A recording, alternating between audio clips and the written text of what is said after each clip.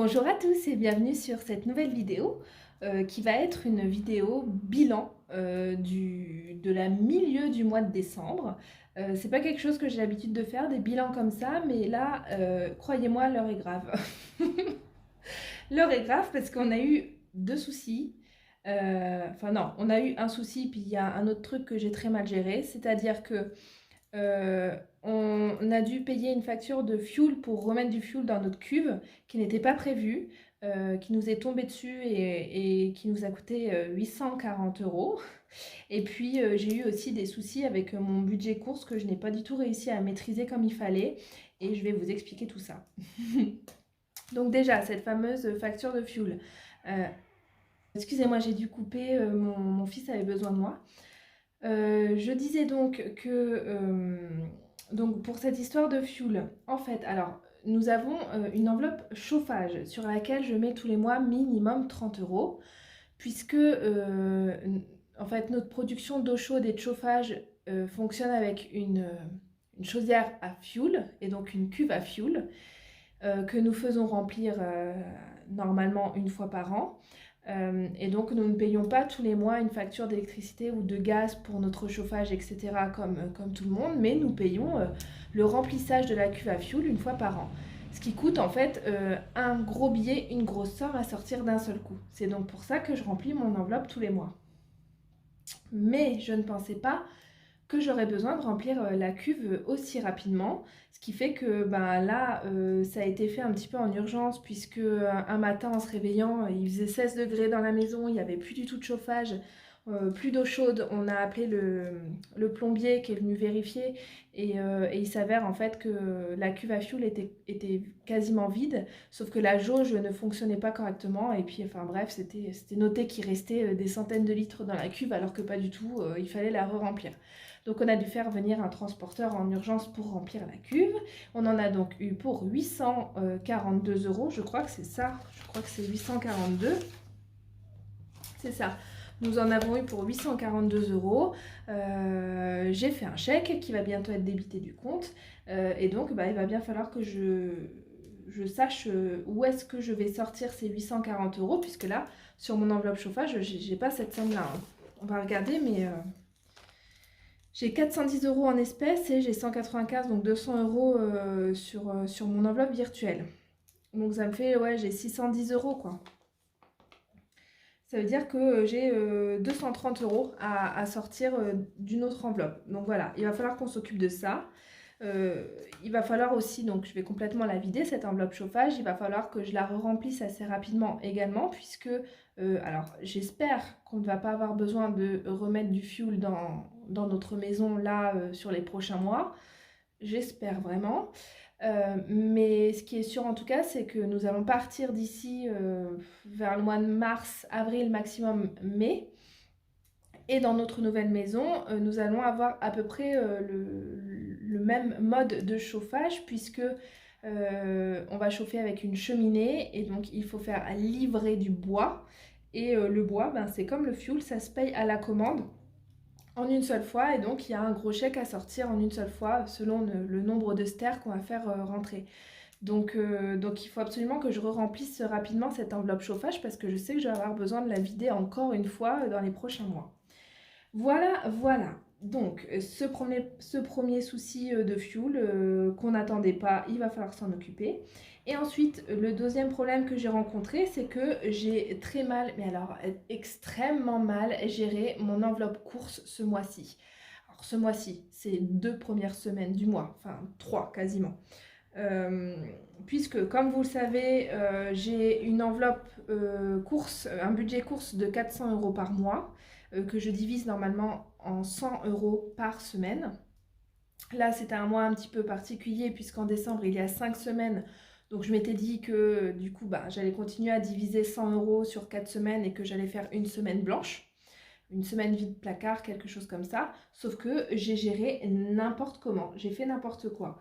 En fait, alors, le problème, ce qui s'est passé, c'est que d'habitude, j'ai l'habitude de faire mes courses à pied. Et c'est ça, en fait, en partie, qui me permet de maîtriser mon budget, puisque je fais des petits paniers de courses assez régulièrement, mais des petits paniers de courses. Donc, je maîtrise beaucoup plus facilement. D'ailleurs, je vous ai filmé, j'ai pas encore posté, mais je vous ai filmé une vidéo sur mes astuces pour économiser sur le budget course. Et ça en fait partie. Et c'est flagrant là, c'est quelque chose que je n'ai pas utilisé sur le mois de décembre, pas du tout. À chaque fois que je suis allée faire mes courses, en fait, j'ai pris la voiture parce que ben, on a été malade, parce qu'il fait froid, enfin bref, j'avais la flemme de prendre ma voiture, d'y aller à pied, pardon. Donc j'ai pris ma voiture à chaque fois. J'ai fait des gros plans à chaque fois et ça m'a complètement vidé mon budget course. C'est du n'importe quoi. Donc la première semaine, j'en ai eu pour 120 euros. On va faire le calcul, hein, mais franchement, il va pas me rester grand-chose là, hein. Pour finir le mois, vous allez voir. Donc la première semaine, j'ai dépensé 120,60 euros. La deuxième semaine, 170,45 €. C'est énorme. C'est quasiment 2 semaines de budget. Ok, et ce matin, je suis retournée faire, soi-disant, quelques petites courses. Et j'y suis allée encore une fois en voiture.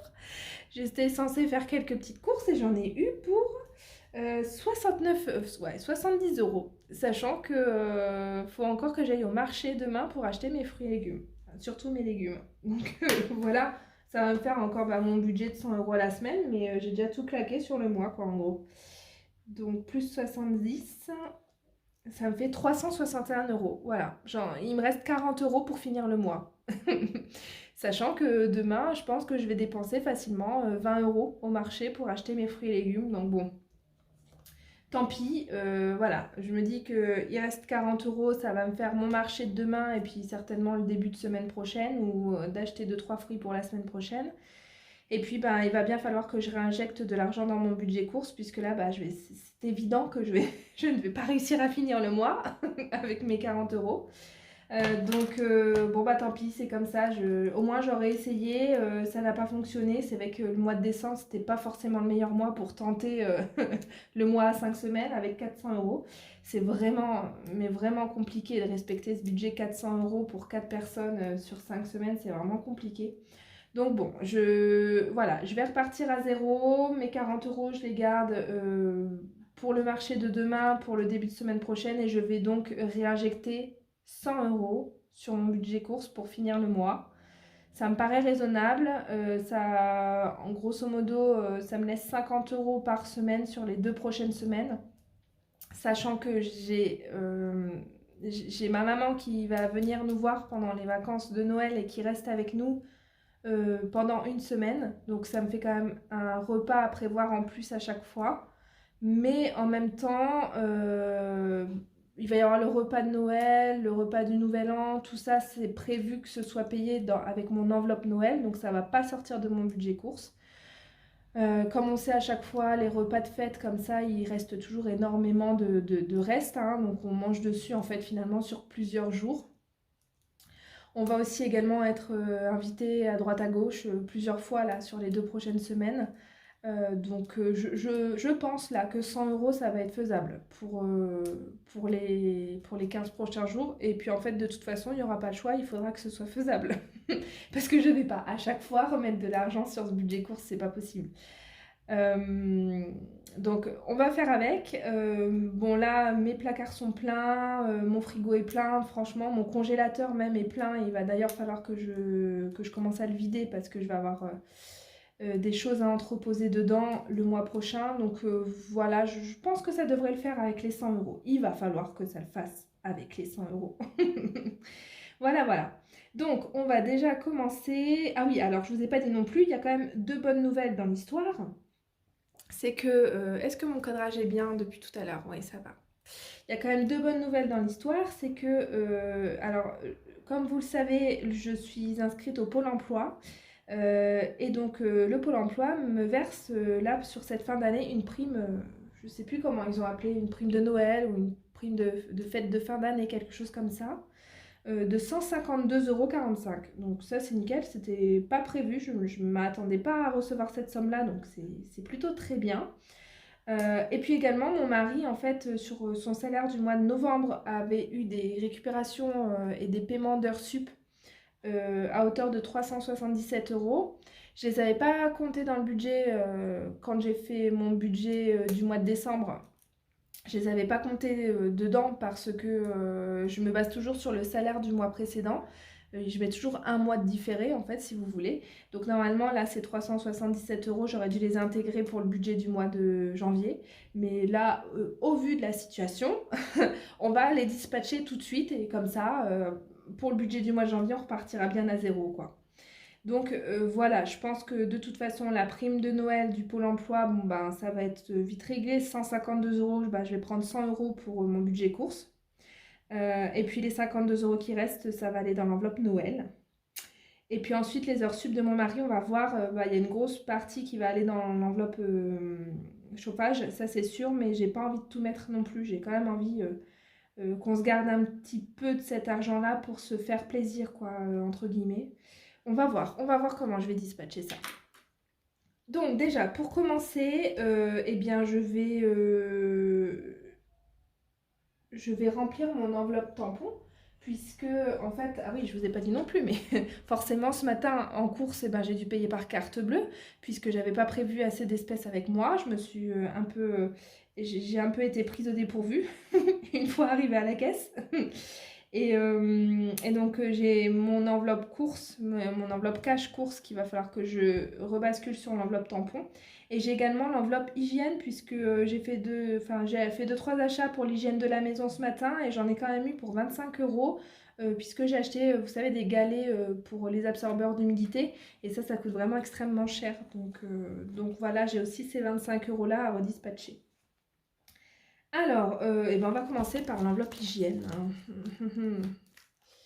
Je crois hein, que j'ai juste une enveloppe cash. Je crois pas que j'ai d'enveloppe virtuelle. Non, j'ai pas d'enveloppe virtuelle. Hop. Alors. Donc 25. Je vais pas avoir 25 là. Faut que je fasse de la monnaie. Alors, vous voyez, l'enveloppe tampon, elle est déjà bien remplie. Alors, pour rappel, c'est ce que j'appelle l'enveloppe tampon, là, l'argent qu'il y a ici, c'est de l'argent, en fait, que j'aurais dû sortir de mes enveloppes cash, mais ce sont des achats que j'ai finalement effectués par carte bleue, donc qui ont été débités de mon compte. Et donc, bah, j'ai récupéré le cash, les euros qu'il y avait dans les enveloppes cash, et je les mets dans cette enveloppe-là. Donc en gros, l'argent qui est ici, c'est de l'argent que soit je vais déposer sur mon compte courant parce qu'il devrait être sur mon compte courant, soit que je garde pour le mois prochain et ça m'évite de faire un trop gros retrait sur mon compte courant le mois prochain. Ça dépend de la somme qu'il y a et de comment est-ce que je me porte sur mon compte courant parce que le but c'est pas non plus d'être à découvert, hein. Donc si je me rapproche des zéros, en fait, bah, ça j'irai le redéposer sur mon compte. Et donc j'ai quand même pas mal d'argent simplement parce que j'ai fait beaucoup d'achats pour Noël sur Amazon, donc forcément avec ma carte bleue. Et mon enveloppe Noël, elle est 100% cash. Donc à chaque fois, j'ai remis le cash à l'intérieur. C'est pour ça que j'ai quand même pas mal d'argent dessus. Donc là, il faudrait que je fasse de la monnaie. Mais je vais pas avoir assez. Pas pratique. Ben non, parce que là, j'ai 20. Alors, 1, 2, 3, 4, 5.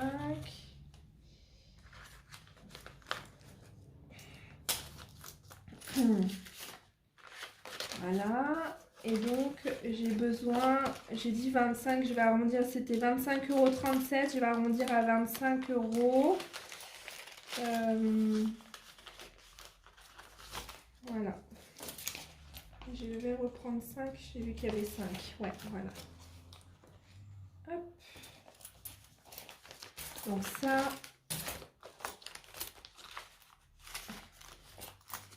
Enveloppe hygiène, ok, 25. Je vais remplir mon petit tracker. Donc le 14, 12. Est-ce que je suis bien cadrée? À peu près. On va mettre humidité. On a des gros soucis d'humidité dans cette maison, c'est une horreur. C'est-à-dire qu'il y a des taches, je vous raconte ma vie aujourd'hui, hein. Il y a des taches, des taches de moisissure en fait qui apparaissent sur les murs alors qu'on est tout le temps en train d'aérer. On a les absorbeurs d'humidité, on a même acheté un absorbeur électrique qui nous a coûté quasiment 200 €. Il absorbe très bien, c'est pas le souci, mais en fait, dès qu'on l'arrête, ben, l'humidité elle remonte. Il y a des gros soucis, je pense, d'isolation dans cette maison. C'est une horreur et donc bah, je pense que c'est aussi pour ça que j'arrive pas vraiment à guérir de mon espèce de grippe. Mes enfants aussi toussent beaucoup, ben, en fait faut pas chercher plus loin. Je pense que forcément s'il y a des moisissures qui se mettent derrière les meubles, ben, c'est pas bon pour la respiration, hein. Et encore heureux que nous ne soyons pas asthmatiques dans la famille parce que alors là ce serait catastrophique.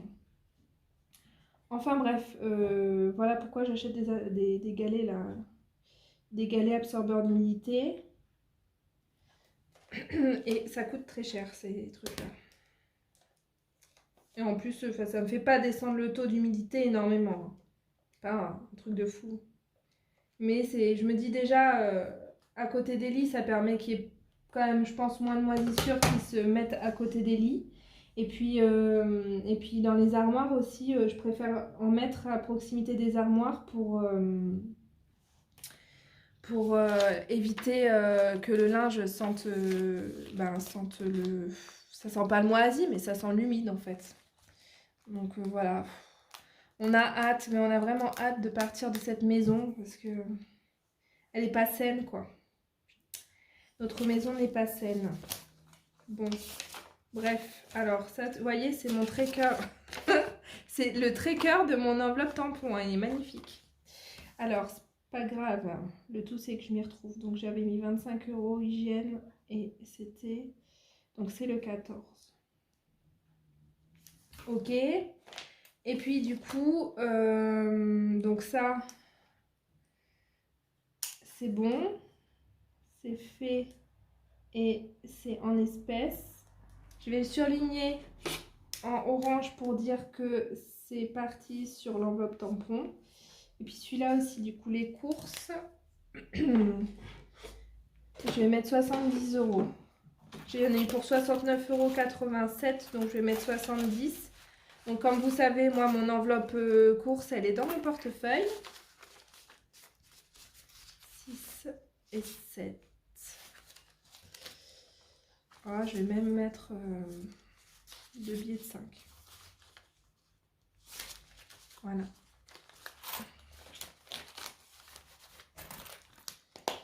Hop. Donc là, 70. Donc c'était les courses du 14. Ouais, elle commence à être bien remplie, hein, l'enveloppe tampon. Je pense qu'il va falloir que ça retourne à la banque, mais ce qui m'embête, c'est que la banque, elle est... J'ai pas d'agence bancaire dans, dans la ville où j'habite. Alors c'est un peu compliqué pour déposer sur le compte, mais il faudrait que je le fasse quand même. Voilà. Donc, ça, on est bon. Ensuite, pour le fioul. Alors, j'ai donc mon enveloppe chauffage. J'ai donc mon enveloppe chauffage où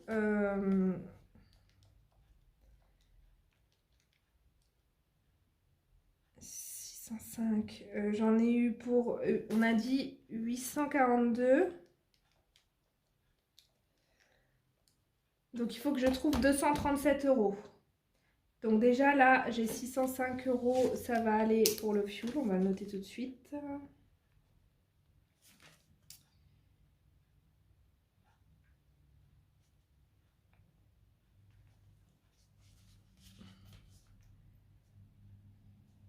Ça fait toujours vraiment mal au cœur de sortir des si grosses sommes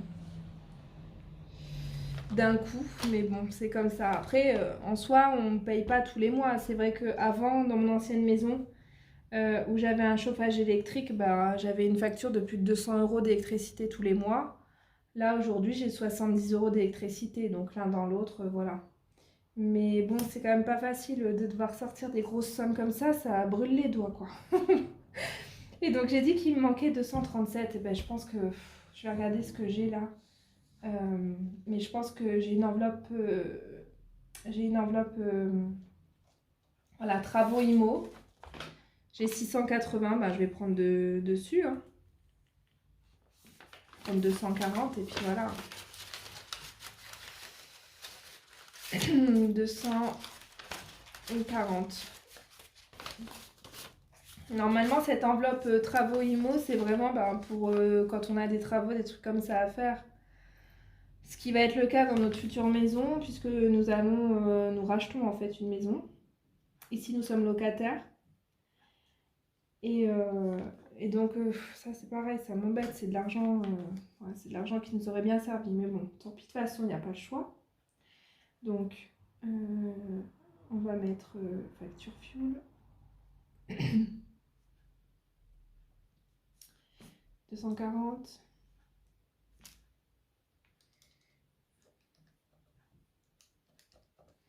Et donc, il va me rester 440 sur cette enveloppe.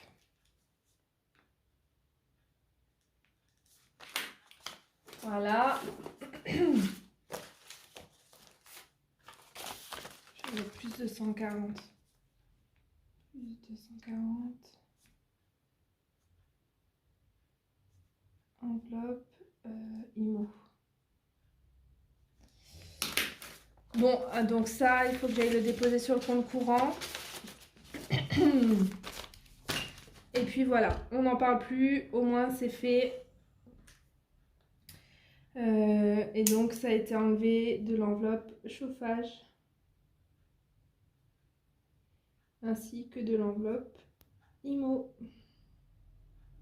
Voilà.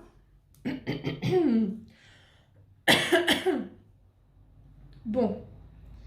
Donc déjà, on a payé ce qu'on avait à payer. Maintenant, on va s'occuper des choses un petit peu plus agréables. C'est-à-dire de dispatcher les sous qu'on a reçus en plus là sur ce mois-ci dans les enveloppes. Alors, je reprends mon fameux cahier de budget où je note ce qu'il y a dans mes enveloppes. Et puis on va changer de couleur du coup pour là la deuxième quinzaine du mois. On va se mettre allez, on va se mettre en violet comme ça. Et donc on a dit 152 pour l'emploi et 377 heures sup. Donc, on a dit qu'on mettait 100 € pour les courses et 52 pour Noël. Je vais tracer un trait ici.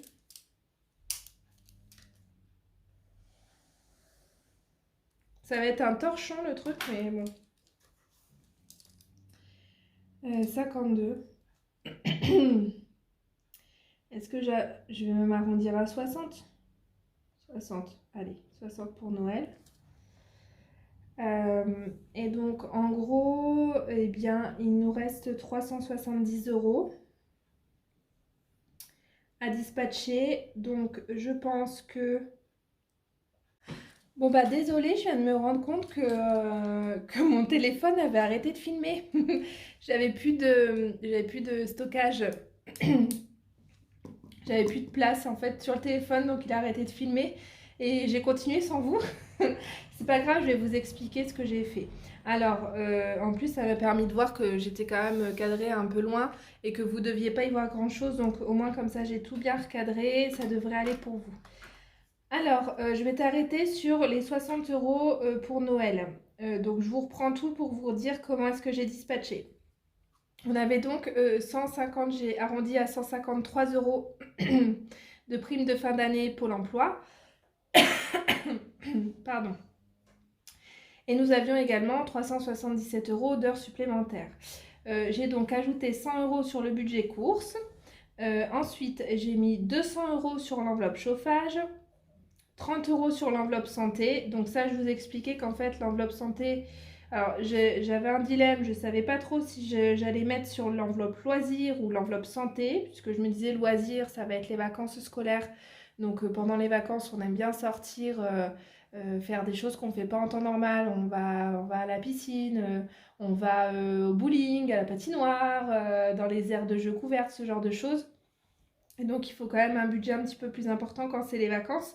J'avais déjà prévu ça sur mon budget du mois de décembre. Donc là, j'ai une enveloppe qui a un peu plus de 200 € Pour les loisirs, j'ai ce qu'il faut. Mais bon, c'est vrai que j'aurais bien aimé mettre un petit peu de sous dessus.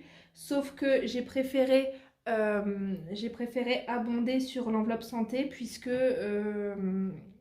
bah là, avec cette histoire de grippe, mon mari a été en arrêt de travail. Et alors, ça fait depuis très longtemps qu'il n'a pas été arrêté, et moi non plus d'ailleurs, quand je travaillais, je me souviens pas la dernière fois à laquelle j'avais été arrêtée. Et donc, je ne sais plus vraiment comment ça fonctionne, mais il me semble que lorsque l'on n'est pas fonctionnaire, eh bien, on doit avoir 3 jours de carence, je crois, sur les indemnités de congé maladie. Et donc lui, il a été en arrêt de travail pendant 3 jours. Donc si je comprends bien, je pense qu'il ne va pas être payé sur ces 3 jours d'arrêt. Et donc je pense qu'au mois de janvier, il va avoir 3 jours en moins sur son salaire. Je pense que ça devrait se passer comme ça. Donc bon, c'est sûr qu'avec mes 30 euros, je vais pas aller loin. Mais en tout cas, autant quand même prévoir le coup et mettre un petit peu sur l'enveloppe santé. Donc voilà, j'ai préféré mettre ces 30 euros là-dessus. Les 60 euros de Noël, vous les aviez vus tout à l'heure. J'ai remis un petit peu sur l'enveloppe hygiène, puisqu'avec ces absorbeurs d'humidité, ça me fait descendre mon enveloppe à vitesse grand V.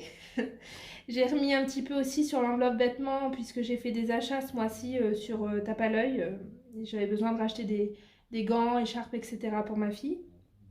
Donc j'ai remis dessus. On s'est remis un petit 40 euros sur l'enveloppe restaurant. Comme ça, bah, ça nous permettra de s'offrir un resto avec ma mère quand elle va venir nous voir. Et puis, bah, j'ai remis un petit peu sur mon enveloppe IMO Travaux.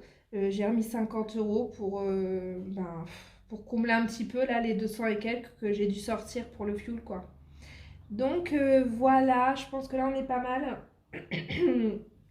Après, bon, bah, je vais voir quelle enveloppe est-ce que je vais remplir en cash, et puis quelle enveloppe est-ce que je vais remplir en virtuel. Mais bon, ça, je vais le faire hors caméra parce que la vidéo va durer vraiment beaucoup trop longtemps, et puis ben, je pense pas que ce soit hyper intéressant de voir ça. D'ailleurs, je sais pas si c'est intéressant tout court ce que vous venez de voir depuis tout à l'heure, mais je me suis dit que ce serait quand même bien que je fasse ça devant la caméra avec vous, parce que bah, pour vous montrer que c'est pas toujours évident, c'est pas toujours tout rose, et c'est pas toujours facile d'établir un budget, et qu'on est tous pareils. On a des couacs qui arrivent, des imprévus, et puis en plus, en général, quand c'est comme ça, c'est une vraie série, hein. Nous, le mois dernier, on a eu beaucoup de dépenses liées à notre voiture, parce que alors, on a dû changer la vitre de notre voiture parce qu'on s'est pris une balle de chasseur dans la portière, enfin dans la vitre de la voiture. Donc on a dû la changer, on a dû la payer nous-mêmes, et puis ça nous a fait aussi une sacrée frayeur, vous imaginez bien. Donc ça a été une vraie série à partir de là. Donc on a eu la dépense pour changer la vitre. Ensuite il y a la batterie qui est tombée en rate comme ça du jour au lendemain. Il y a une vitre dans la maison qui a explosé aussi avec le choc thermique. Là il y a les problèmes de fuel. Enfin c'est des séries noires comme ça en fait. Et puis dès que vous avez un petit peu, je sais pas si ça vous fait la même chose, mais moi j'ai remarqué que dès que j'ai un petit peu d'argent qui n'était pas prévu qui rentre, comme là, par exemple, pour les primes Pôle emploi, etc., eh bien, en fait, ça ressort aussitôt parce que j'ai des factures aussi qui n'étaient pas prévues qui arrivent. Et mais toujours comme ça, c'est incroyable, on peut pas profiter de l'argent qu'on a, quoi. C'est pour ça que là, les heures supplémentaires, j'aurais très bien pu dire les 377, c'est plus raisonnable que je mette tout sur l'enveloppe chauffage, puisque ben, je viens de sortir 800 et quelques euros de cette enveloppe-là. Mais non, j'ai besoin de garder un petit peu de cet argent-là pour nos enveloppes à nous, quoi, pour nos dépenses plaisir, entre guillemets, parce que sinon, on a l'impression qu'on passe notre vie à payer, quoi, à payer toutes les choses obligatoires, voilà, notre salaire, nos revenus, tout y passe. Donc ça, c'est un peu désespérant, là, en fin d'année, mais bon. On va reprendre du baume au cœur avec ces fêtes qui arrivent. En tout cas, je vous souhaite à tous de très très belles fêtes de fin d'année. Je vous remercie d'avoir regardé ma vidéo et je vous dis à très bientôt. Bye!